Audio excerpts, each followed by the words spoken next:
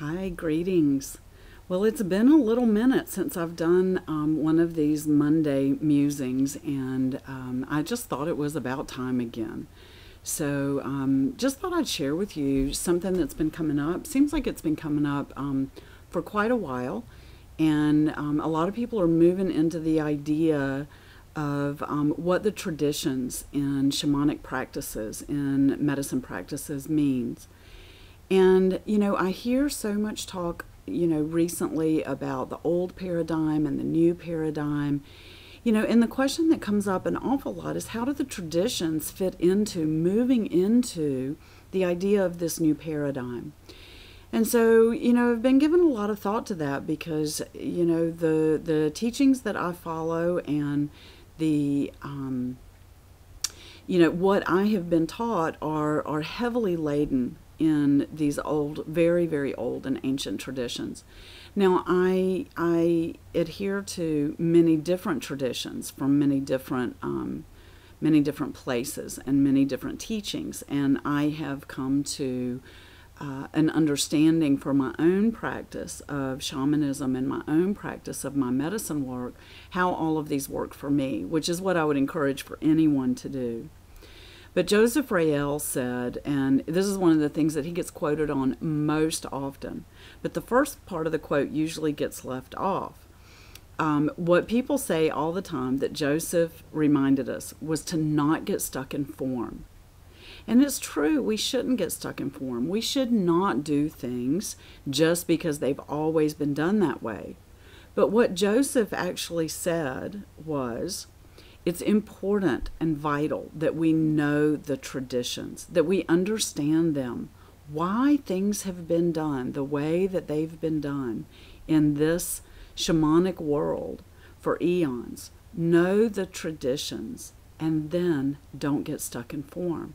And there is a big difference in that. There is a big difference. Because if you just take the last part of that statement about don't get stuck in form, then it feels like there is free reign in this to do and to step into, whatever feels okay.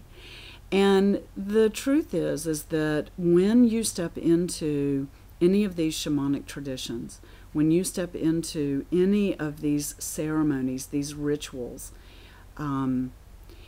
it is stepping into the spirit world. It is stepping into and diving into different realms and different dimensions. And just like we have very specific laws of reality, laws of physics here, there are those things that apply in the other realms as well. For instance, we have gravity here, and that's a reality, and it is what we deal with. And so we all understand gravity, and then we act accordingly. So it's the same kind of thing. We have to understand these traditions and why things have always been done the way that they've been done. And then you listen to spirit, and you listen to your own guidance, and you listen, and then you don't get stuck in that form. But if you don't understand the why of it, then stepping outside of it can literally be dangerous. Stepping outside of that form without understanding why literally can be dangerous. And I have seen it. I have seen it and experienced others in very precarious situations because they didn't understand what they were doing. They didn't understand the traditions, the why things work the way they work. When we are working with the spirit world. So I just thought that I would share that, that piece of it. And so for me, when we look at the old paradigm, which is what so many people talk about, the old paradigm, and feel almost like it is the old dogmas and people getting stuck in old dogma and getting stuck in doing things just because they've always been done that way and ready to move into the new paradigm. I think that what Joseph said about knowing the traditions and then don't get stuck in form is a perfect and beautiful way to look at that transition from the old paradigm into the new paradigm. about thinking for ourselves and understanding how we can move forward, how we can express ourselves as spiritual beings in this new paradigm, and how we can explore all of this in a new way.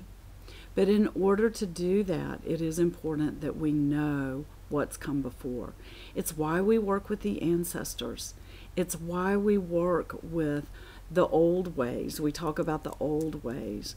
It's why we work with that. And, you've heard the old saying, if it ain't broke, don't fix it. Well, there's a lot of truth to that. If it ain't broke, don't fix it. If it is working, then you can bring your own self, your own spirit into those old teachings and try them on and see how they fit for you and move forward with it. So there's a lot of exploration going on out there in the world, and I have seen, just a small piece of it. I've seen a small piece of it. Our world is expanding faster than we can imagine. The window of the internet is showing us so many beautiful, beautiful things, but it's also showing us ways that, some of these things, these moving forward, are not so good. So it's important to know, it's important to understand, it's important to know who you're working with. If you are working with a medicine person, if you are working with a shaman, it's important to know where their traditions are coming from and how they were taught. Now, there's no such thing as a certificate. There's no such thing as a graduation. There's no such thing as a diploma on the wall for any of us. Truly, who are working in this. It is a lifelong pursuit, and it is a lifelong understanding, and things will change and shift as we all move forward and change and shift. But I still believe absolutely what Joseph Rael, Beautiful Painted Arrow, said, that it is important that we know and understand the traditions and then don't get stuck in form. And when we know these traditions, they don't get lost. We carry them forward with us. So it is important. So I'll leave you with those thoughts, and I would love to hear from you what your thoughts are. So please feel free to share back with me, send me any information and insights that you may have. And until next time, big love to you all.